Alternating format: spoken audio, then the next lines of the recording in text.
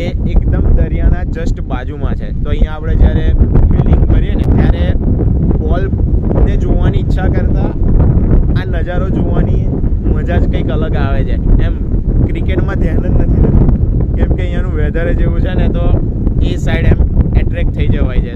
તમે જુઓ કેટલું મસ્ત વેધર છે, હું તમને બતાવું.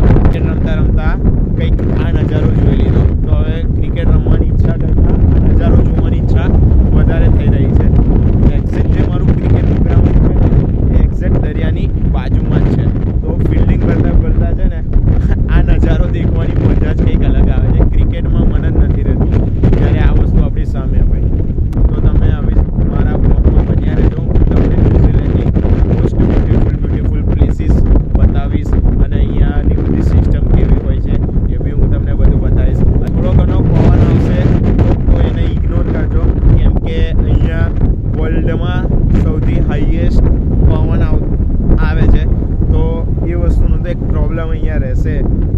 તો એ વસ્તુને ઇગ્નોર કરજો. બાકી તો બધા જ છે અહીંયા, હું તમને બધું બતાવીશ. ખાલી અત્યારે બીજી જગ્યા પર લઈ જાઉં છું, એ બી તમને બતાવું છું. અને આજે હું જે તમને આ વેધર બતાવવા માટે આવ્યો છું ને, એવા રસ્તા પરથી આવ્યો છું ને,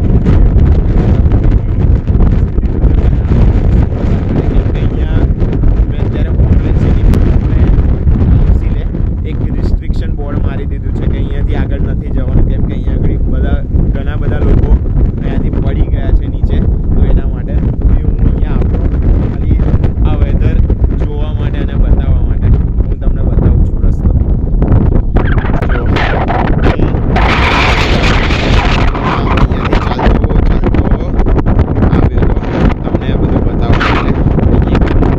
લાઈક ગાડો છે,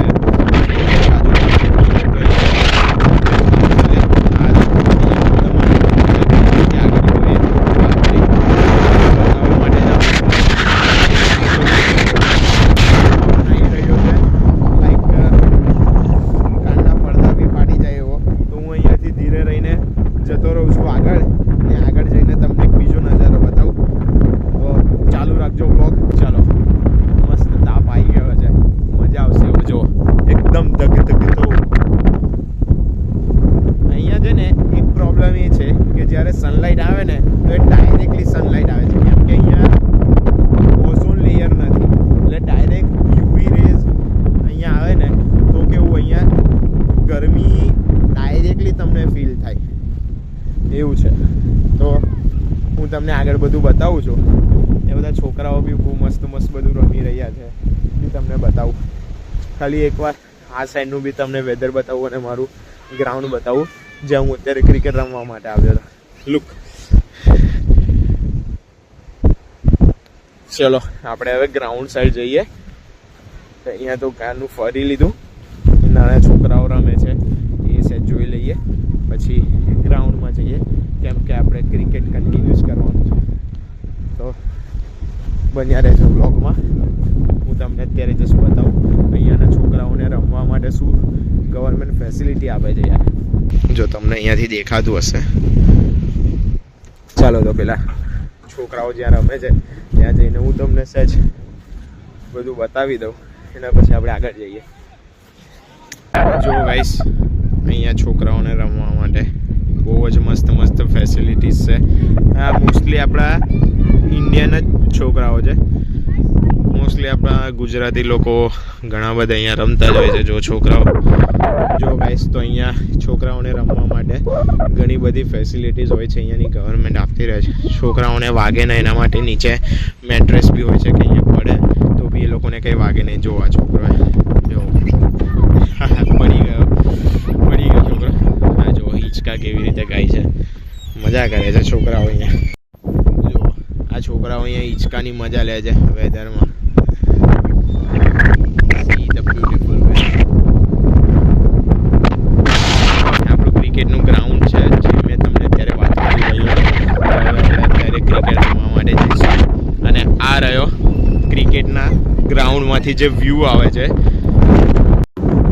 મારી પાછળ સરસ મજાનું weather. હવે અહીંયા આપણે ફિલ્ડિંગ કરતા હોઈએ અને અહીંયા ક્રિકેટ ચાલતી હોય તો પછી આપણને ફિલ્ડિંગ કરવામાં ઇન્ટરેસ્ટ રહે કે પછી આ વ્યૂ જોવામાં, એ જોઈને જ હું તમને બધાને વ્યૂ બતાવવા માટે લઈ ગયો. તો આપણા ગુજરાતીઓની જેમ છે ને અહીંયા આગળ ભૂરિયાઓ બી ખાવા પીવા માટે આવે જ, મસ્ત અહીંયા બેસીને વ્યૂની મજા લે. લાઈક અહીંયા બેન્ચ છે તો બેસીને જો આ કાકા પિઝા લઈને આવ્યા અને સાથે સાથે એમના બહુ મસ્ત મજાના નાના નાના પપીસ લઈને આવ્યા છે. હું તમને બતાવું એટલા મસ્ત મસ્ત ક્યુટ ક્યુટ છે નાના નાના.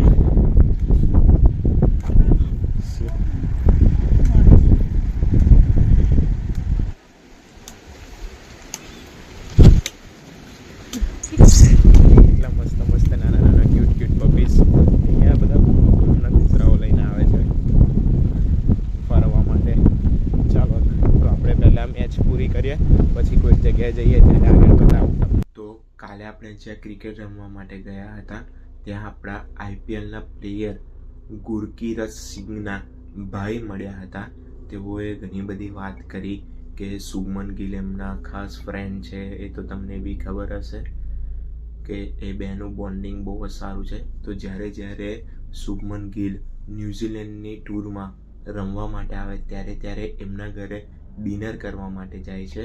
તો એના રિલેટેડ એમને ઘણી બધી વાતો કરી અને ન્યૂઝીલેન્ડની ટીમના ઓલરાઉન્ડર વિશે બી એમને ઘણી બધી વાત કરી. તો એની એક નાની ક્લિપ હું વિડીયોમાં એડ કરી દઈશ, તો તમે એ જોજો અને મળીશું નેક્સ્ટ વિડીયોમાં.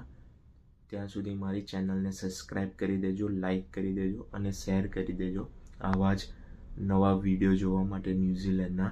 तो पता किसको लेके आया था? जिम्मी नीशम, न्यूजीलैंड का ऑलराउंडर है जो. हाँ तो जिम्मी नीशम हमारी टीम से खेला था और हमने देसी वॉरियर के T20 में 330-40 रन मारे थे. वो ऊपर तरफ आया था हमने. तो देसी अमित पटेल हाँ